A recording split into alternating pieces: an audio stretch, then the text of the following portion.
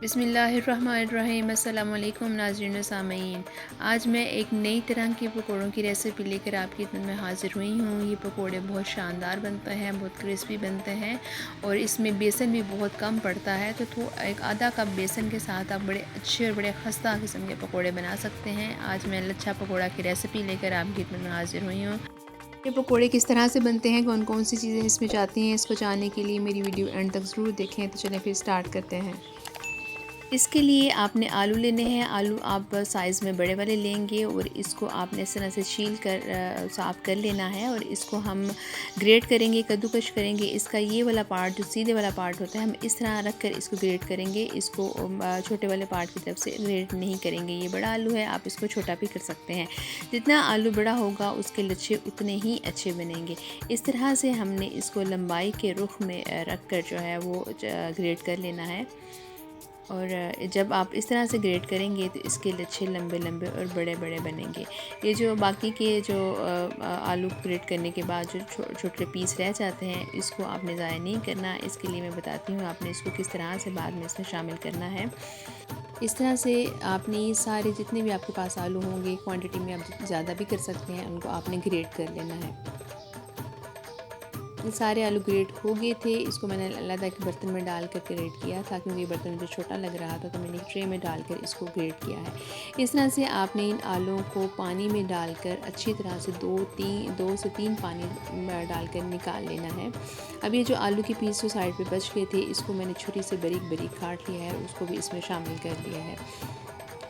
इनको 2-3 पानी में धोने के बाद ये आलू कुछ इस तरह से होंगे, क्योंकि इसका जो स्टार्च, इसका जो वाइट पानी है वो निकल चुका है।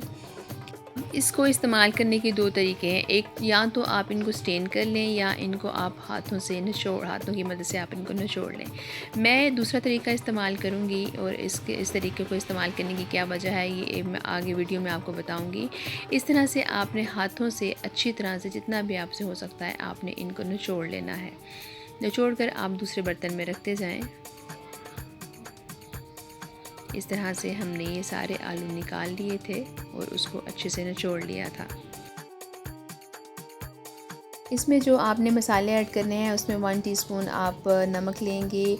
एक चाय की चम्मच ही आप इसमें सूखा धनिया ऐड करेंगे कुटा हुआ, और 1 चाय का चम्मच इसमें कुटा हुआ अदरक जाएगा, और 2 से 3 हरी मिर्चें थी जिसको मैंने कूट लिया था। 1 चाय की चम्मच आप इसमें साबुत ज़ीरा शामिल करेंगे। आधा चाय की चम्मच इसमें आप अजवाइन शामिल करेंगे। 1/4 चाय की चम्मच इसमें हल्दी जाएगी, और इस तरह से आपने हाफ़ टी स्पून इसमें कुटी हुई लाल मिर्च शामिल करनी है, और 1 टीस्पून इसमें पिसी हुई लाल मिर्च आप ऐड करेंगे। मसाले आप अपनी ज़रूरत के मुताबिक कम या ज़्यादा भी कर सकते हैं। इसके अलावा इसमें मैंने प्याज ऐड किए थे, तो आप आधी प्याली हरा धनिया भी इसमें शामिल करेंगे। ये सारे मसाले हैं। इसके साथ हम एक तकरीबन इसमें आधा कप के करीब बेसन ऐड होगा, और साथ ही 2 से 3 टेबलस्पून आप इसमें कॉर्नस्टार्च या कॉर्नफ्लावर ऐड करेंगे। अगर वो आपके पास नहीं है तो आप इसके लिए जो पिसा हुआ चावलों का आटा है वो भी इस्तेमाल कर सकते हैं, उससे भी ये पकौड़े बहुत क्रिस्पी बनेंगे। मेरे पास था कॉर्नफ्लावर, तो मैंने ऐड कर लिया है। अब जो आलू हमने निचोड़े थे उसी में हमने ये सारे मसाले ऐड कर देने हैं।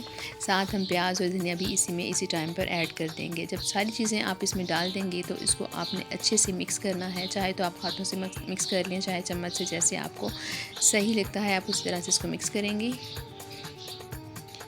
अगर आप हाथ इस्तेमाल नहीं करना चाहती, तो अगर आपके पास इस तरह का फोक है तो आप उसके साथ करेंगे, तो उससे भी इसकी मिक्सिंग बड़ी अच्छी हो जाती है। जब मसाले मिक्स हो जाएंगे तो हम इसमें जो हमारे पास कॉर्नफ्लावर था या चावलों का आटा अगर आपके पास है तो वो आप इसमें ऐड करेंगे, और उसको भी हमने अच्छे से मिक्स कर लेना है। इसके बाद इसमें अब हम बेसन ऐड करेंगे। बेसन हम इसमें थोड़ा थोड़ा करके ऐड करेंगे। इसको हाथ से निचोड़ने की वजह ये थी कि हमने इसमें पानी का एक छींटा भी नहीं डालना, चूँकि हमने आलू को धोया हुआ था, तो जितना उसमें पानी रह जाएगा बस उतना ही हमने रखना है, इसमें मज़ीद पानी ऐड नहीं करेंगे। अब इसमें मुझे ज़रूरत पड़ी थी कि मैं इसमें थोड़ा सा और बेसन ऐड करूँ, तो मैंने इसमें थोड़ा सा और बेसन ऐड कर दिया है। ये देखें, अब इसमें बिल्कुल भी पानी नहीं डाला, तो आप इसमें देख सकते हैं कि इसमें ये थोड़े थोड़े आलू जो हैं वो गीले हो गए हैं। इसको अब हमने तकरीबन 10 से 15 मिनट के लिए ऐसे ही रख देना है ढककर। जब इसको ढक्कन को उठा के हम देखेंगे तो ये देखें पानी इसमें अच्छी तरह से आ चुका है। हमें मज़ीद पानी डालने की ज़रूरत नहीं है, ना ही हमें मज़ीद बेसन डालने की ज़रूरत है। लेकिन अगर आपसे आलू सही तरह से निचोड़े नहीं गए तो आप इसमें थोड़ा सा बेसन ऐड कर सकते हैं, लेकिन ज़्यादा बेसन इसमें ऐड नहीं करेंगे। इससे हमारे लच्छे जो हम चाह रहे हैं क्रिस्पी वो नहीं बनेंगे। इसके लच्छे पकौड़ा बनाने के लिए जो आप तरीका इस्तेमाल करेंगे, इस तरह से आपने आलू ले लेने हैं, या तो उसको चपटा अपने हाथ पे बिल्कुल सीधा ऐसे करके रख दें, लेकिन इसमें आपने दरमियान में थोड़ी सी स्पेस ज़रूर रखनी है ताकि वो एक गोला सा ना बन जाए। या इसको आप उंगली के इर्द गिर्द लपेट कर इस तरह से भी बना सकते हैं। जो तरीका आपको ठीक लगता है आप उस तरीके से इसके लच्छे बना सकते हैं।